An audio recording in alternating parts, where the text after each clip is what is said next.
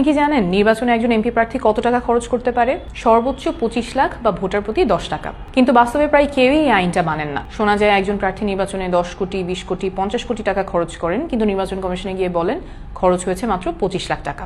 অর্থাৎ প্রায় সকলেরই সংসদে যাওয়ার যাত্রাটা শুরু হয় আইন ভাঙা এবং মিথ্যা বলার মাধ্যমে। এই অসততা ও মিথ্যার রাজনীতি আমি করব না। এনসিপি থেকে আমি ঢাকা 9 আসনে মনোনয়নপ্রাপ্ত হয়েছি এবং আমি প্রতিজ্ঞা করছি আইনে অনুমোদিত টাকার বাইরে একটা টাকাও আমি খরচ করব না। অনেকেই বলেন যে এত অল্প বাজেটে নির্বাচন করা সম্ভব না, আমি বেশি আইডিয়ালিস্টিক, এভাবে নির্বাচন হয় না।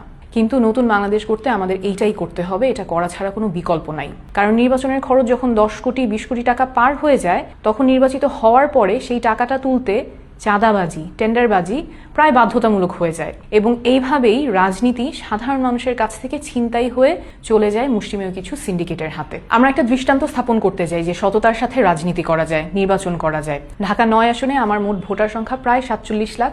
নির্বাচন কমিশনের আইন অনুযায়ী আমি মোট ব্যয় করতে পারবো 46,93,580 টাকা এবং এই টাকাটা আমি আপনাদের কাছ থেকে চাই। আমরা যদি একটা আসনের জন্যও দৃষ্টান্ত দেখাতে পারি যে জনগণের কাছ থেকে টাকা তুলে জনগণের সাথে ক্যাম্পেইন করে নির্বাচনে জেতা সম্ভব, তাহলে আগামীতে এমন আরো অসংখ্য মানুষ এগিয়ে আসবেন যারা সৎ, যোগ্য এবং রাজনীতিতে আসার সাহস দেখাবেন। এই লড়াইটা আপনি আমি মিলে করলেই আমরা জিতে যাব। আমি আপনাদের সাহায্যের আশায় থাকবো।